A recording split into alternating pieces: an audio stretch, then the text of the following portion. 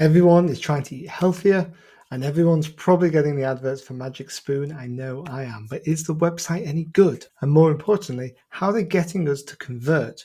That's what this video is all about. Magic Spoon, here we go. Okay, I had to put my colourful jumper on to do this video because the site is bright. Now, there's a couple of things that we need to take into account here. First off, they are obviously showing off a good array of what they offer, right? So you've got the idea of what's on here. We can see the boxes. We have got an indication of their cereal. It's very bright, but I guess that ties in what they're trying to do here. Childhood classics, all grown-up ingredients. So we'll allow this. I would say from a color theory point of view, there's a lot going on, and I think they've probably gone with a good idea of actually, because there's so many bright colors, the option of having the white as the standout color is probably the best way of doing it. So you can have these on here, which is probably a good way of doing it. As we go down, we've then got our find our flavor. And again, nice way of doing it, that we can kind of see what the actual cereals are. And you can kind of click into them. You've got an understanding of what they might look like. As you go down, if we've not clicked on one of those, they're then giving us some options here as we go, with always the ability to add to the cart. So I think they're doing a fairly good job of trying to push that user into it.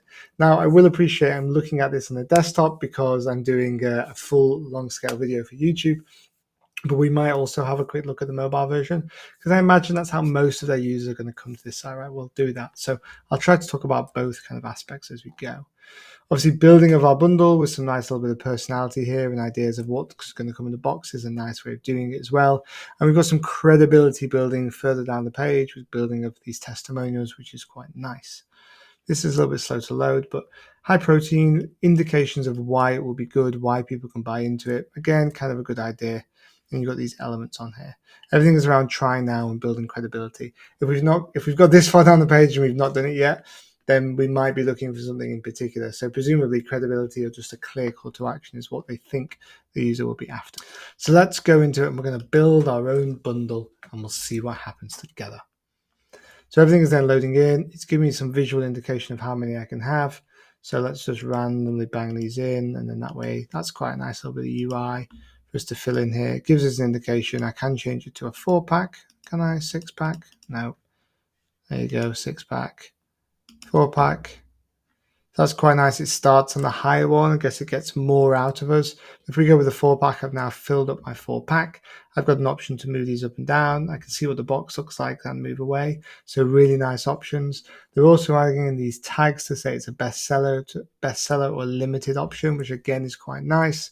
And then we've got massive credibility building here, right? It's going to go 5 stars. 39, that's a really nice way of doing it. Even just the risk-free option that's then loaded in. So we've got our options here. It's giving me some nice recommendations to kind of try and upsell me. Again, really nice options here that we could all be taking into account. Nice, obvious kind of call to action here.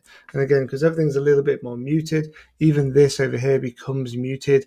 All of my focal point then goes over here. Really nice use of kind of color theory. Out of interest, let's just add that in and see what happens.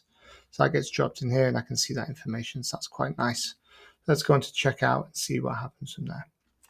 Kind of standard Shopify kind of appearance now.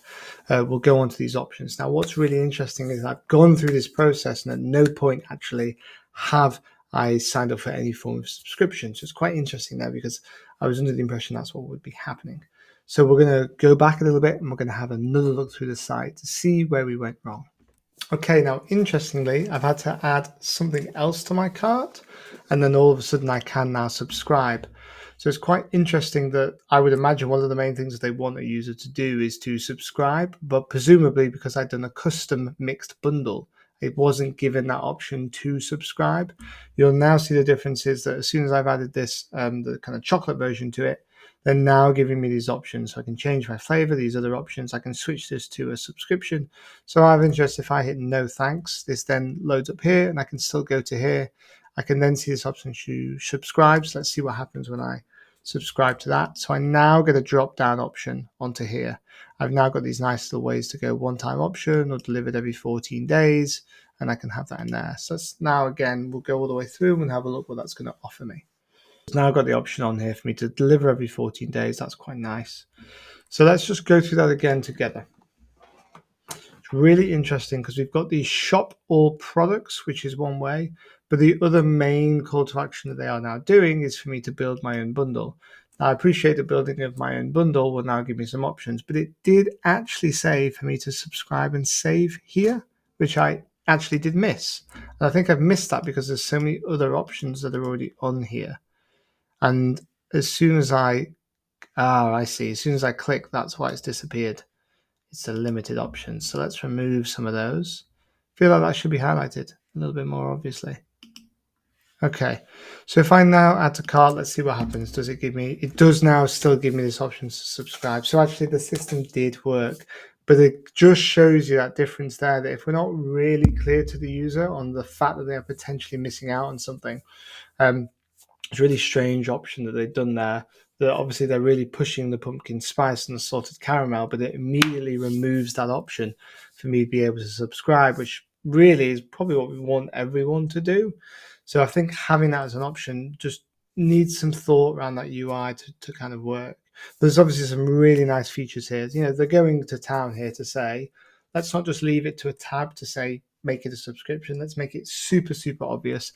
Let's have this box here that if it is a one-time purchase you've chosen, let's just make sure you've considered that. And still, if I haven't done that, let's remind them again to subscribe and save, and then we can sign up for that as well. So there are some really nice little features here that will make that a little bit easier. Okay, so we're now in mobile view. So we're going to shop all products again, have a little look around at what we can get. And we'll go quick shop here. Let's go on this full flavor pack. We want our full flavor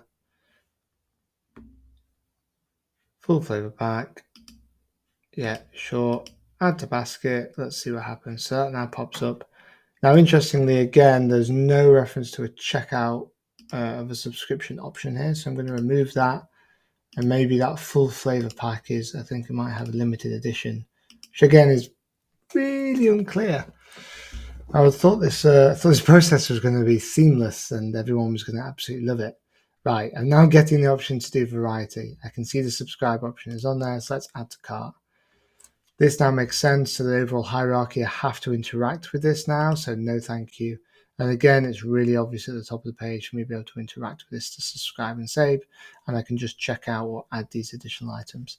I actually imagine on the mobile there could be more done with the subscribe and save, whether we want to have this in the bar down here near where my thumb is going to be, because at the moment I'm going to have to go back to the top and click it, but I don't necessarily need to interact with this element at the top of the page. So there's probably thought that could really be done into that to make that a little bit nicer. And then the checkout's just going to take me to the standard Shopify option. It was really interesting that I thought doing this video beforehand, I purposely wanted to almost be a reaction video just to kind of show how great Magic Spoon was going to be. But actually, there's some fundamental flaws that we've unintentionally noticed. And these relate to something that are called edge cases. Now, edge cases are when someone isn't going to use the site in the exact way they anticipate, or there's an additional option that could change a variation ever so slightly. And that's a really, really nice example of when these edge cases happen, is they've got these limited edition cereals that they've got on there. And as soon as a user goes to buy that, it removes that option to subscribe. And I would imagine that from their advertising kind of point of view is that they probably don't make a lot of money on one-off purchases. And what they really need is that lifetime value. So if the lifetime value is critical to them, then we need to really think about that as part of our use case and how we have all of those cereals positioned. Because at the top of that fold, we had all of those main options, and limited edition cereals were really high up on that. So I feel that's probably a mistake that we really need to have a think about. Have a look through. Let me know if anyone's actually tried Magic Spoon. I've managed to refrain, but now that I've looked at the cereal and also kind of insulted the site a little bit, I feel like I should probably buy some. Let me know what flavors I should use. Bye.